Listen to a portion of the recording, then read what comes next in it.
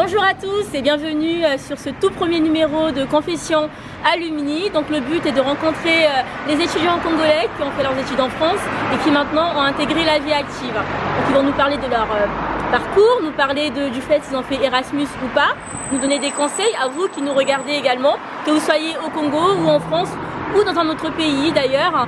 Donc là on va rencontrer Chris, c'est le tout premier alumni qui va se confesser, donc suivez-nous, c'est parti. Bonjour, ça va? Ça va et toi? Oui, ça va. Bienvenue chez moi. Merci. Donc là, on retrouve Chris, que vous avez rapidement aperçu il y a quelques instants. Chris, je vais te laisser te présenter. Pour ceux qui nous regardent, qui es-tu? Quel âge as-tu? Qu'est-ce que tu fais comme profession? Tes études, c'est vraiment ça qui nous intéresse. Bonjour à tous, donc, je m'appelle Chris Sensemi. Je suis ingénieur projet, donc je travaille dans le secteur du nucléaire avec des grandes entreprises comme EDF ou d'autres filiales qui sont dans le nucléaire. Et j'ai 25 ans et j'ai fini mes études l'an dernier, donc là ça fait un an jour pour jour que je travaille. D'accord. Donc quel était ton parcours académique pour justement arriver à faire ce métier après ton baccalauréat par exemple, tu as fait quoi? Alors j'ai eu un parcours finalement assez classique. Donc après mon bac, j'ai fait une classe préparatoire intégrée sur 2 ans. Et après la prépa, j'ai fait mon cursus ingénieur sur 3 ans. Donc bac plus 5 classique quoi. D'accord. Et ça c'était en France, au Congo? Comment ça a été réparti? Alors j'ai fait un lycée français au Congo. D'accord. Donc j'ai eu un bac français et un bac congolais grâce au programme qui a été mis en place par Total il y a quelques années à Pointe-Noire. Donc après mon baccalauréat, je suis venu en France en 2015 pour faire ma prépa dans une école à Orléans, pas très loin de Paris. Ah c'est ma ville, hein. J'ai grandi à Orléans. Voilà, donc j'ai fait toutes mes études là-bas. Donc après le bac, j'y suis allé. J'avais fait un concours pour intégrer un réseau qui s'appelle le réseau Polytech. C'est un réseau qui est constitué de 13 écoles d'ingénieurs. Et ça te permet en fait de faire ta prépa directement intégrée dans une école. Oui. Et quand tu finis, tu n'es pas obligé de faire un concours pour intégrer le cursus ingénieur, quoi. Tu fais directement, tu choisis directement la spécialité qu'il te faut. Et ensuite tu commences à faire ton cursus ingénieur tranquillement. D'accord. Et est-ce que durant tes études, justement, tu savais déjà quel métier tu allais faire ou c'était plutôt un parcours assez généraliste? Ouais. Et au fur et à mesure, tu as commencé à un peu... Alors, justement, je ne savais pas du tout ce que j'allais faire après mon bac, donc un peu comme beaucoup de gens. Oui. Et la prépa, en fait, ça te permet de te fixer un peu sur ce que tu veux faire après. Parce que la prépa, c'est une formation qui est finalement très généraliste, hein, il n'y a pas de spécialisation. Tu fais beaucoup de maths, beaucoup de physique. Par contre, ça reste très axé scientifique. Je sais pas si il doit exister des prépas littéraires, je sais pas. Économique, moi j'en ai fait une économique. Donc moi j'ai fait une prépa purement scientifique, hein, donc c'était beaucoup de mathématiques, beaucoup de sciences physiques, les grands principes, etc. Donc pas de spécialisation. Et ça m'a permis en fait de voir vers quel domaine j'allais me diriger. Typiquement, j'ai fait quelques cours de mécanique en prépa qui m'ont pas du tout plu. Donc je me suis dit, voilà, la mécanique on oublie. Et donc la prépa te laisse un peu le temps de mieux tâter le terrain et puis de bien étudier le marché. Oui. Pour savoir vers quelle spécialisation tu vas aller. D'accord. Voilà, donc c'est pas plus mal.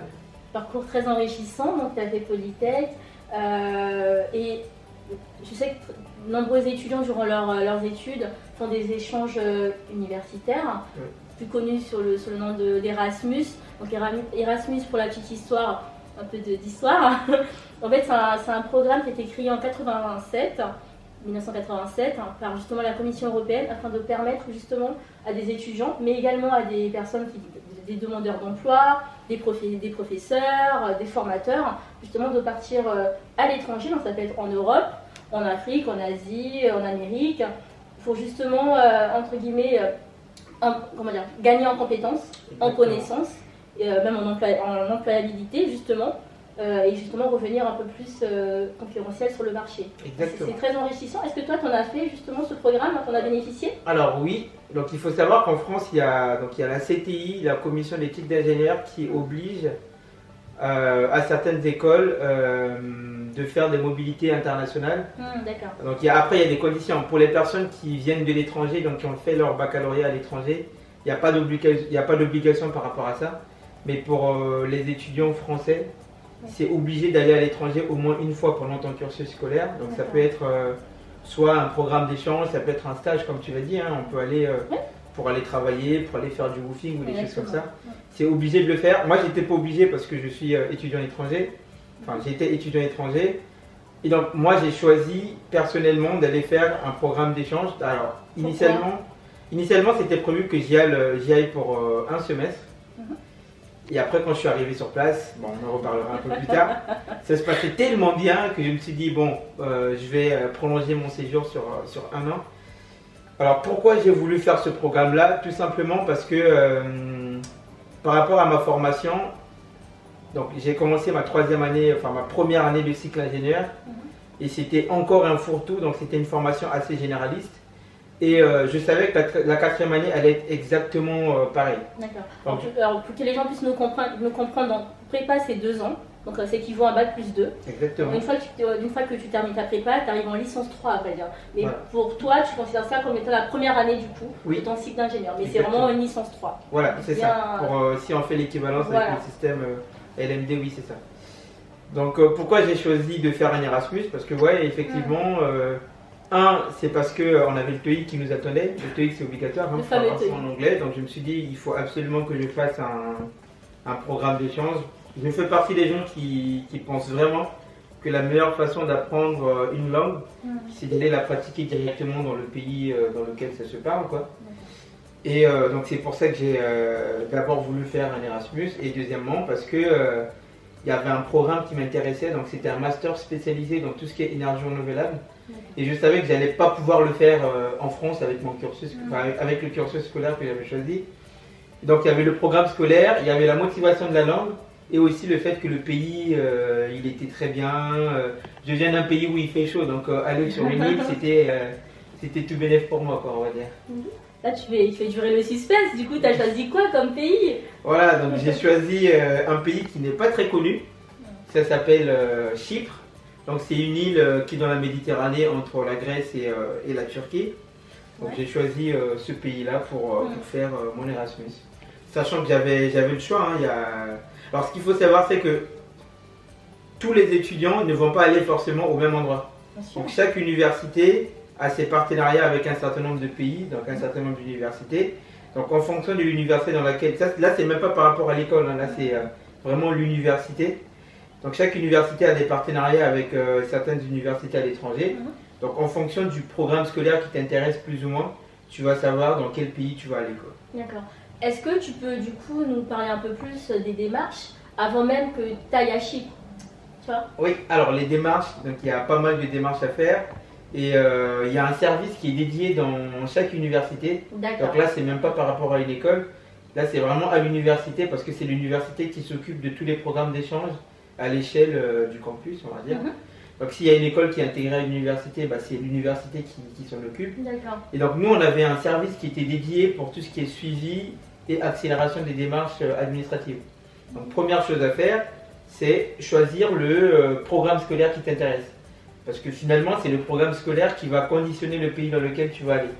Donc moi, il y a une obligation par rapport à l'école qui fait que tu ne peux pas choisir un programme scolaire qui n'est pas adapté au programme que tu fais en France. Bien sûr.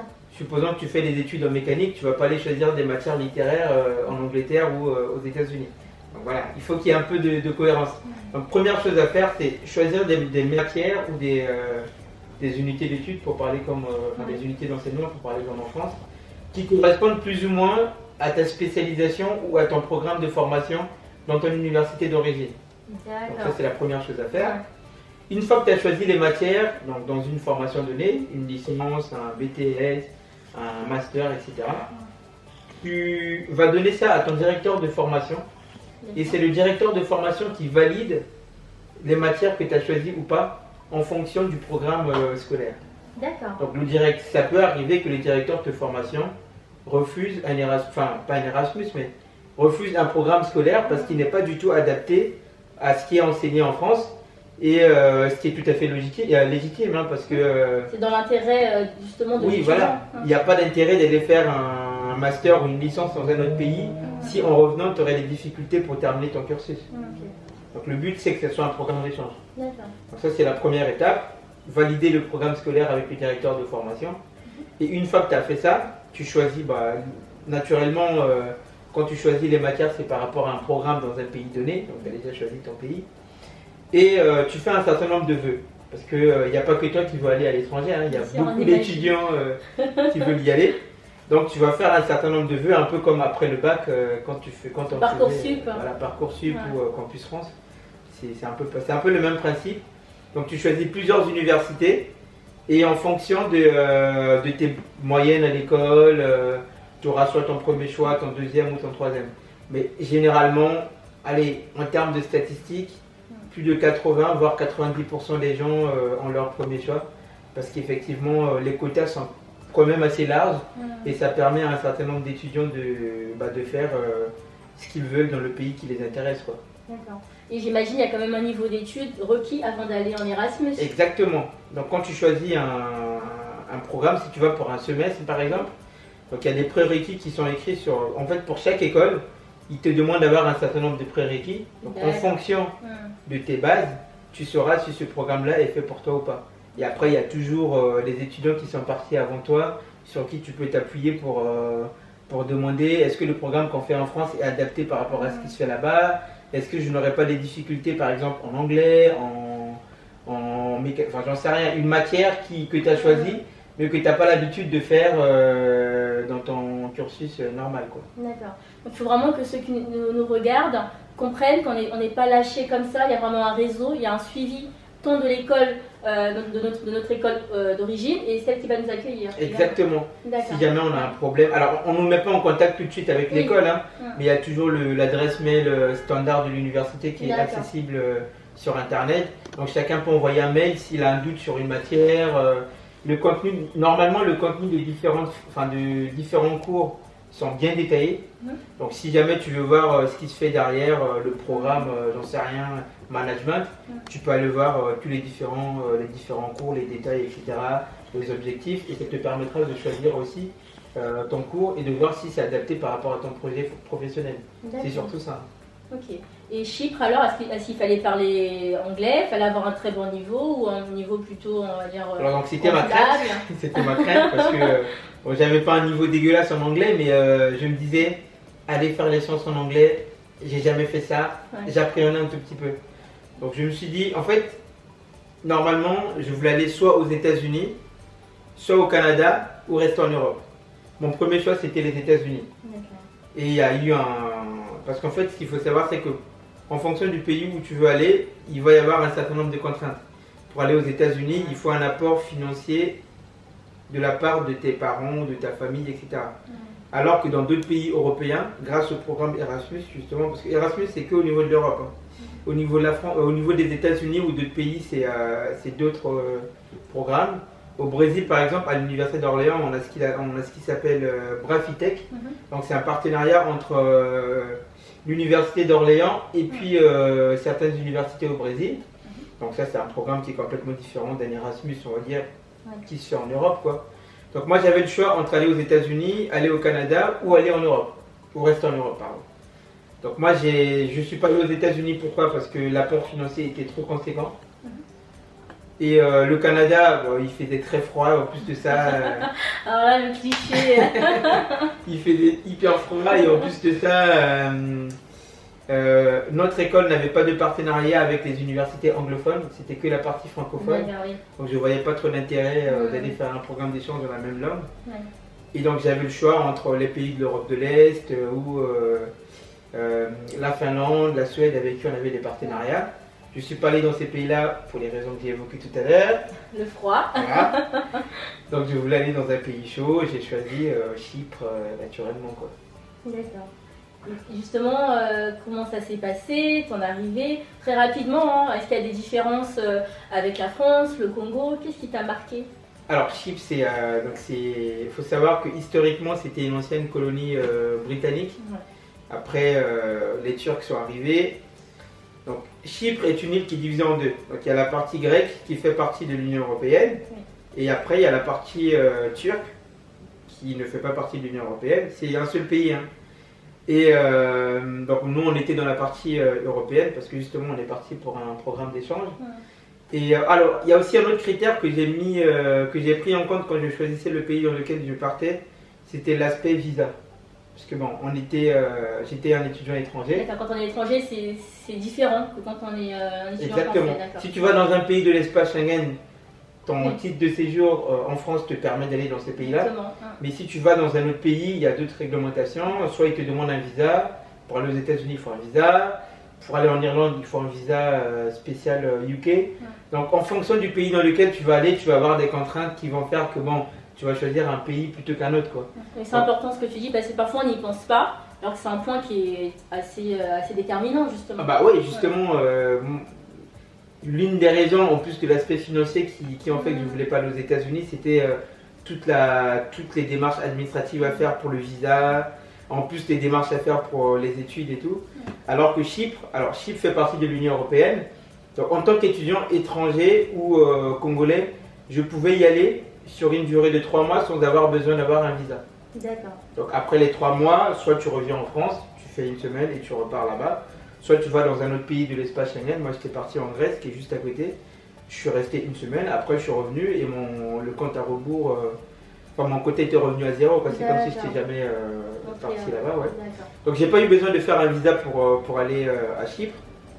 Et puis effectivement le programme il était très intéressant. Et Chypre est connu justement pour recevoir énormément d'étudiants étrangers. Parce que c'est un pays qui n'est pas connu forcément. Et comme on va dire, il fait beau toute l'année, tu as le soleil un peu comme au Congo, hein, plus de 300 jours par an.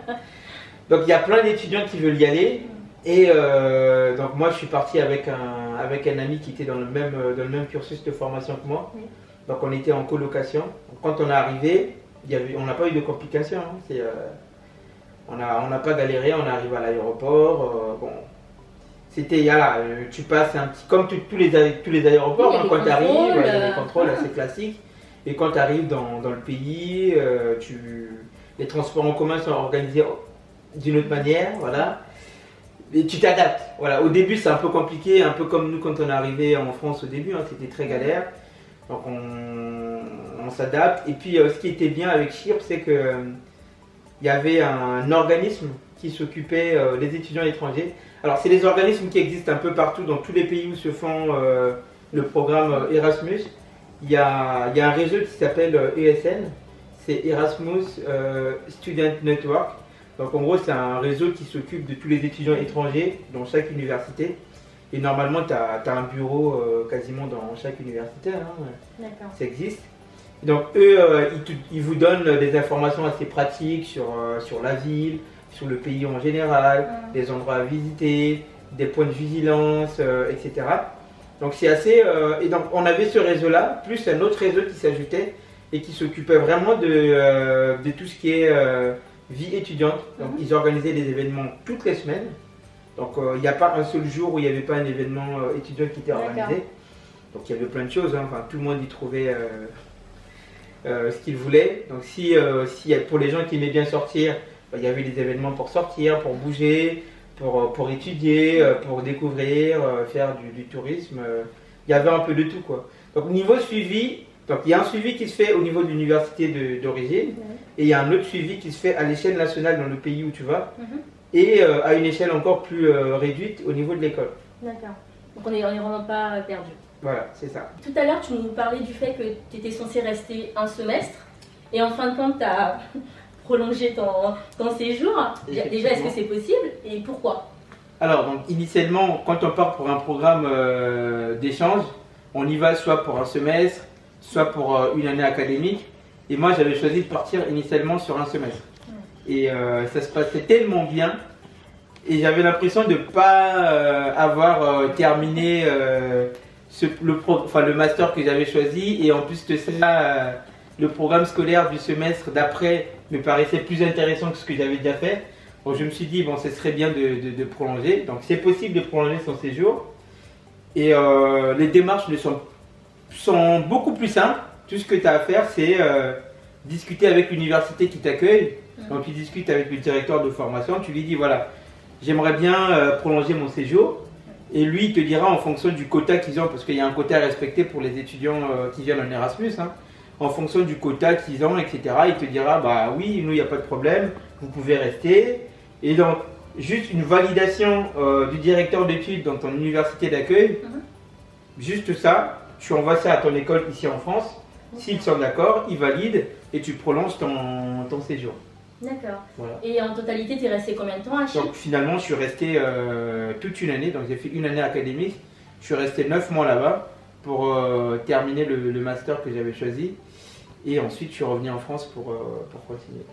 En quelle année, juste pour nous Alors, resituer c'était en 2018. Donc 2018-2019. Ouais. D'accord. Donc c'était avant la pandémie C'était bien de avant la Covid. Ah, c'était bien avant l'histoire de la Covid. Ouais. Voilà, on a eu la chance. On est parti juste avant la Covid.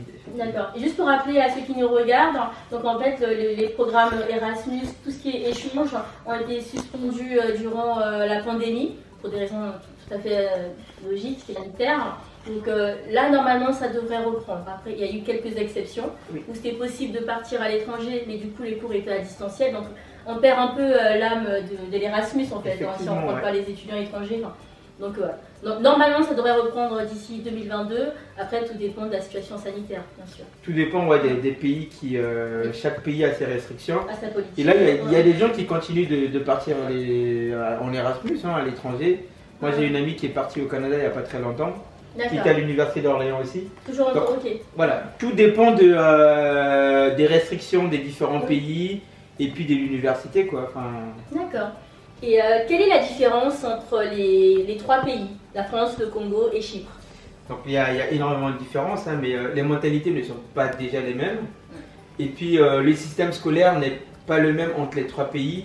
En France, dans les universités ou les écoles, c'est très orienté résultats scolaires, des choses comme ça. Un peu pareil au Congo, c'est ce qu'on a hérité malheureusement de l'histoire. Et après, à Chypre, c'est un système qui est quand même assez particulier parce que c'est très professionnel, c'est très orienté le monde d'après. Donc après l'école, qu'est-ce que tu fais concrètement quand tu es en entreprise? Donc tu as très peu d'heures de cours. Et il y a beaucoup de parties pratiques, des mises en situation réelles avec des entreprises, etc. Donc le système scolaire est quand même un peu différent. Et puis les gens sont... Moi j'ai trouvé que les gens étaient très ouverts, très accueillants de ce côté-là. Et tout le monde, ça c'est quand même assez... ça m'a pas trop étonné parce que, comme je l'ai dit au début, c'est une ancienne colonie britannique. Tout le monde parle couramment anglais là-bas.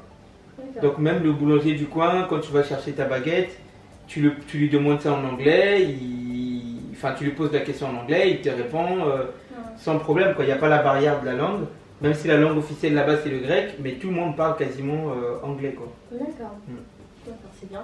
Et pour résumer, quelles sont, on va dire, les étapes pour justement bénéficier d'un programme Erasmus?